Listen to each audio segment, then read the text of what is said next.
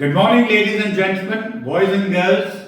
Welcome to our show, Brigadier's Truth Hour. Well, today we shall be talking about a very important subject, which is rocking India-US relationships. Well, it's the great seed war now. Not the tariff war only, the seed war also. Why is India that is saying no to the American trade deal? Well, the question is, I pose it to you, do you think India's refusal to accept genetically modified seeds is a necessary stand for national sovereignty? Or it is an economic opportunity that we are missing out on? So what do you think about it? Well, I want to start with a question that's been puzzling diplomats, economists and business leaders worldwide. And that is, why is India refusing to sign a massive trade deal with the United States? Well, on the surface, it seems illogical. We are talking about a trade target of $500 billion by 2030.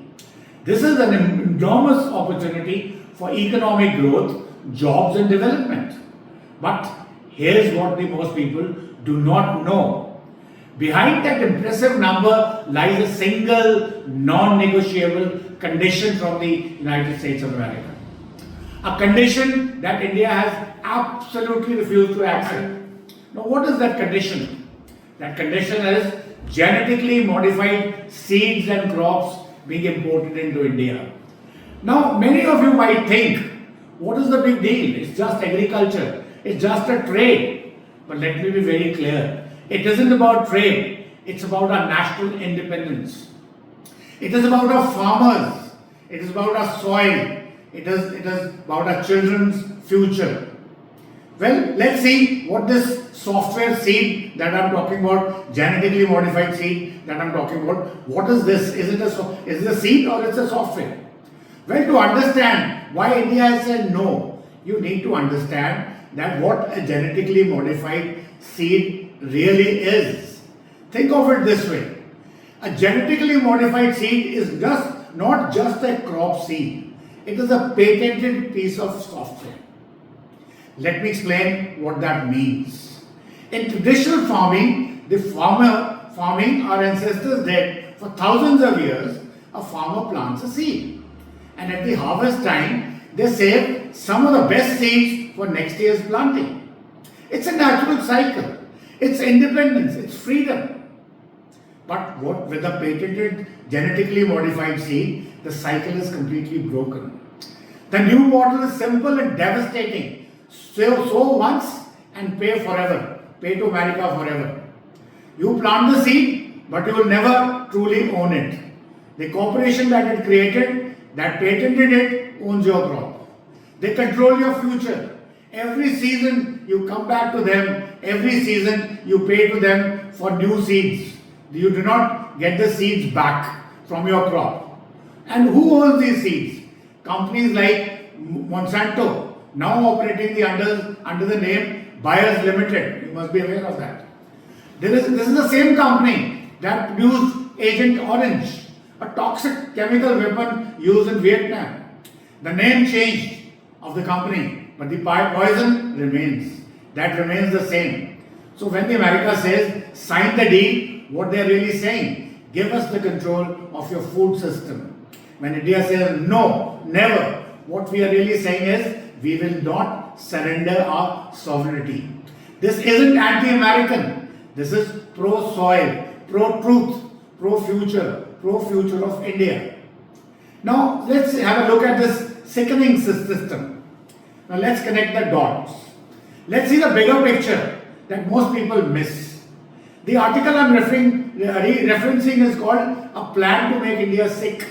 That sounds dramatic, doesn't it? Let me show you the evidence. These genetically modified crops, that could be corn, soya, canola or cotton, many are what's called Roundup ready. That means they are engineered to survive massive doses of chemical herbicides. The weeds die, the crop survives. Sounds great, isn't it? But here's the problem. Now 95% of the corn and soya in America is genetically modified at this time. and it goes directly into the food people eat. Let me share some disturbing statistics from America since 1990, right around when the genetically modified crops became widespread. Diabetes in young people in America has exploded. Infertility rates in America have skyrocketed.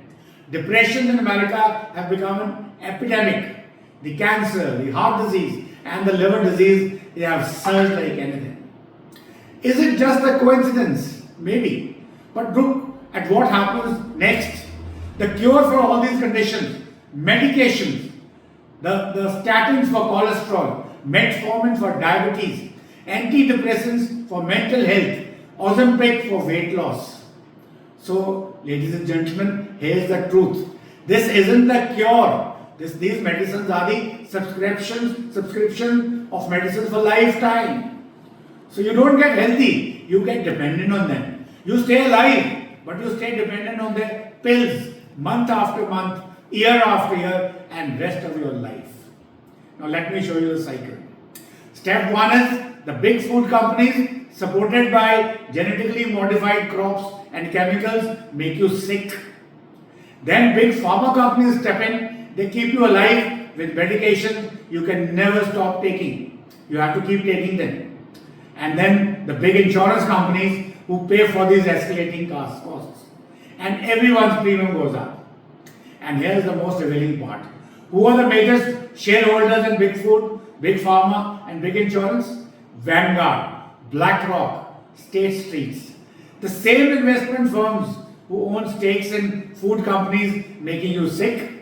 They hold stakes in the pharmaceutical companies, they sell you medicine, and they hold stakes in the insurance companies which profit from your illness. And they even own major media companies, controlling the narrative that you hear all about this. You get all the ads, media helps them. But this isn't just the capitalism. It's a closed loop system. A system that is designed to extract wealth from human sufferings. Now let's see what is the India's choice. So when India refused to sign, what happened? President Trump started praising Pakistan on Twitter. Western media turned hostile towards India. Opposition parties said Modi government has failed. Wasn't it a narrative? But then nobody ever explained to you why did India refuse? Because had we signed this treaty, we would have lost what? Firstly, our farmers. They would have been reduced to customers of foreign corporation. Then our seeds, they would have been replaced by the patented products we can never own. They would have affected our soil, poisoned it by chemicals that are required for growing the genetically modified crops. They would have spoiled our future, mortgaged our future to the foreign interests. So ladies and gentlemen, India asked a simple question. Do we feed our children in our homes, or do we feed their factories, their empires, their businesses? The answer, you can always find it yourself. Well, I again say, this is not about being anti-American. Many Americans themselves are fighting against the system in their own country. This is about something which much more fundamental. The right to grow your own food on your own land and with your own seed and keep your future secure. Well, ladies and gentlemen, in the entire world, very few nations have stood up to this pressure, and India is one of them. A trade deal is not just an economic document, it's a commitment. And India has chosen to commit to national health. India has chosen to commit to agricultural sovereignty. And India has chosen to commit to its independence, its strategic autonomy. The stakes are not measured in dollars and cents. These stakes are being measured in terms of life of our citizens, freedom of our citizens, freedom of our country. India did not go down because some things are more valuable than more money. Some things like the ground beneath our feet, the food we eat, and the future of children cannot be put up for sale. So ladies and gentlemen, I hope you have understood the point and you know why India refused the trade deal with America on this subject. Thank you very much for joining us. Jai Hind, Jai Bharat, Jai Hind ki Sena. Please like and subscribe.